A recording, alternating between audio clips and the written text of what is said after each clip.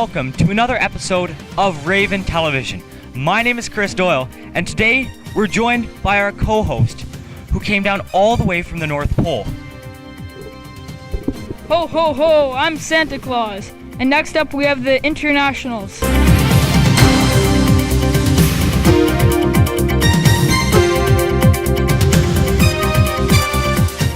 My first impression when I was in Belleville was that it's small, and it's pretty, here it's very safe, a lot of safe.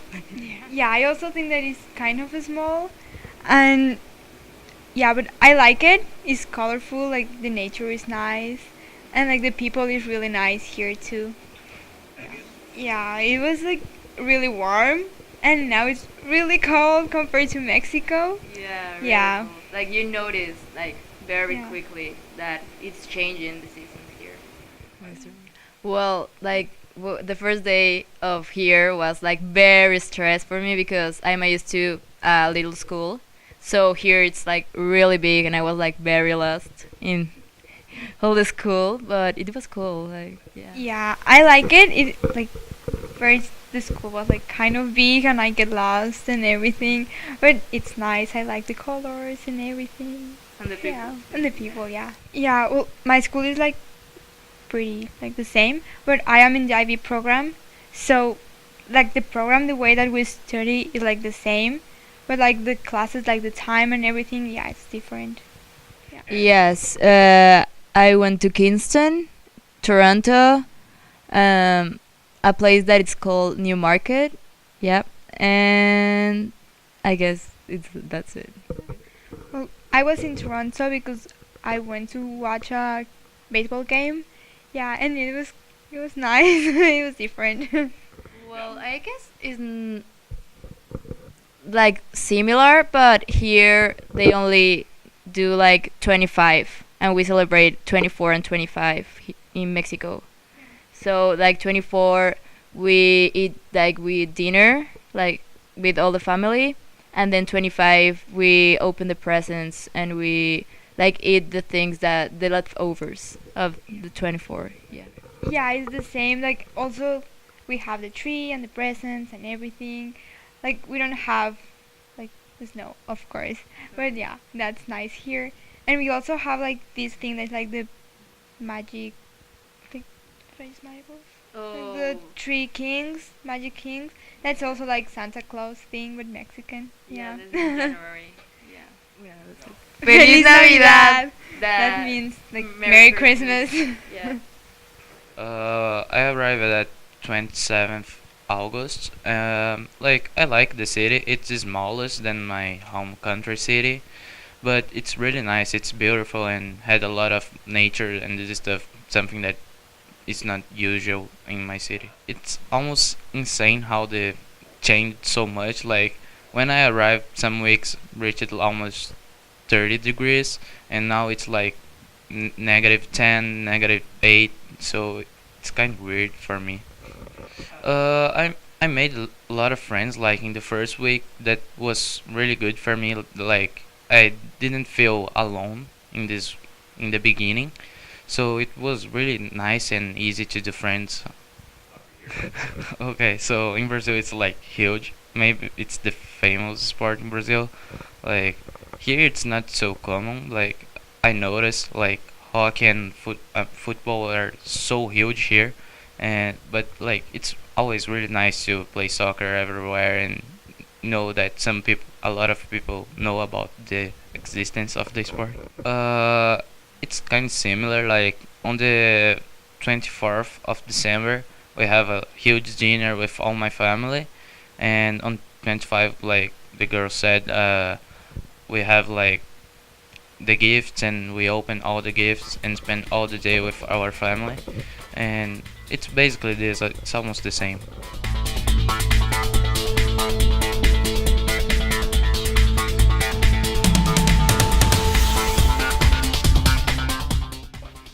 Ho ho ho! That was amazing to learn about their customs. Now, switching gears, we're going to zoom in on technology programming at Eastside.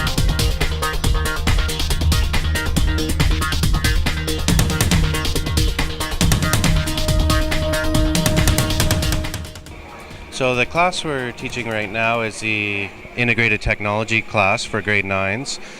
It's kind of a little bit of introduction to different technologies, some measurement, basic hand tools, basic power tools, design process, and just kind of an overall view of what we offer for technology at Eastside Secondary School. So for an example, the CO2 cars, which we recently completed, the students were all given a block of wood and some specifications. So they were open a little bit for designing their project to their own, but they had to follow a certain set of criteria. So there was different aerodynamics and things like that they had to take into consideration. So the track is set up using CO2 cartridges. The cars are shot with a timer. They will race down 2 at a time, and there's a timer that tells which car is the fastest car. We set up a bracket, so it's an elimination process down to the fastest car.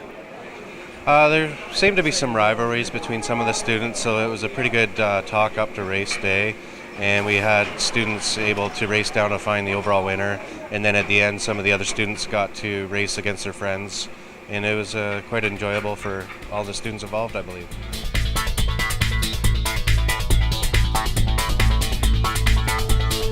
All right, well, currently I am in construction class with Mr. Gray, and we're just here working on Adirondack chairs today.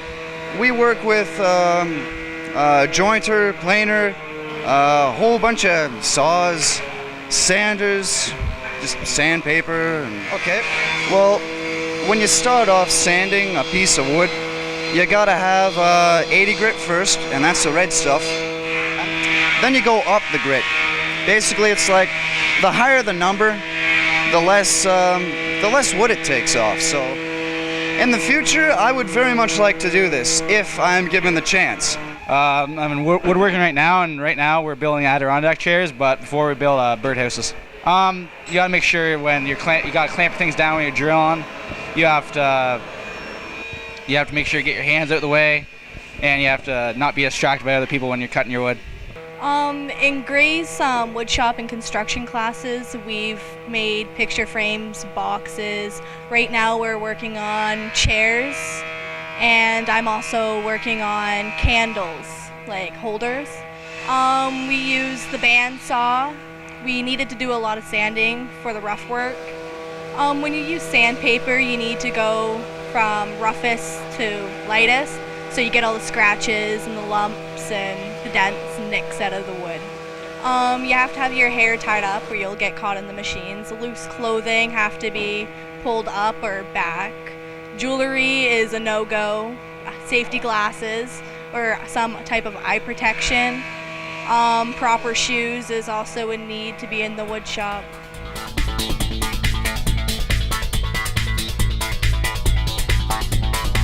Yeah, so I teach transportation technology. In addition to that, this year I'm teaching construction technology. So my primary background is in automotive technology. I used to be an automotive technician in industry.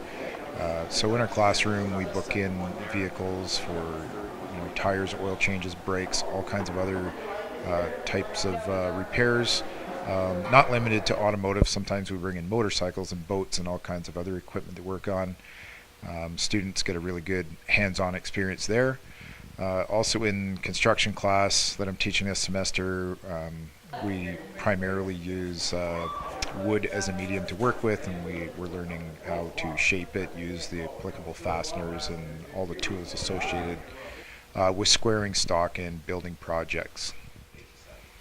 So I think one of the things that we struggle with is students don't have a lot of hands-on experience coming into secondary school. It's something that we don't teach in the elementary school system.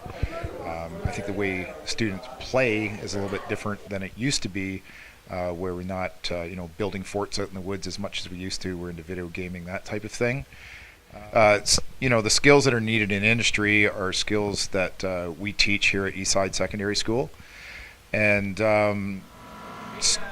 students really have an awesome opportunity here to learn at a high level. We're fairly well equipped at the school, and we're constantly moving forward, looking for opportunities to enhance the equipment that we're working with, to further enhance the experience that students have as they go through these technological programs. So it would depend on the program that they're actually enrolled in. I would say a student who is enrolled in any of our technological courses who, achieved the level 4, say in both grade 10, 11, and 12, would have a really good foundation to move on to college, possibly even university, as long as they had the other corresponding courses required to do that. Yeah, so one thing that we do is we get involved in the Skills Ontario. So students get together and go to a provincial competition where they compete against others from the province who have achieved a fairly high level in the respective subject area. In addition to that, we also are involved with specialist high skill major programs here, where students are moving outside the walls of Eastside to take such things as forklift operator, working at heights, and all other kinds of opportunities or construction shows that they're attending. The learning only partially takes place here. We also work in conjunction with Loyalist College to use their facilities as they're better equipped in some areas than we would be. I think the one thing is if you never take it, you don't know if it's an interest of yours. So by getting involved in it, what you might find is that you're more interested than you thought you might be. And I've experienced this with students before where they never really even thought of the trades as a career path. And the next thing you know, some of them are framers or bricklayers or, working in various areas of comm tech and other subjects that we offer. And some of them, certainly my major subject being automotive technology, some of them are working in industry today.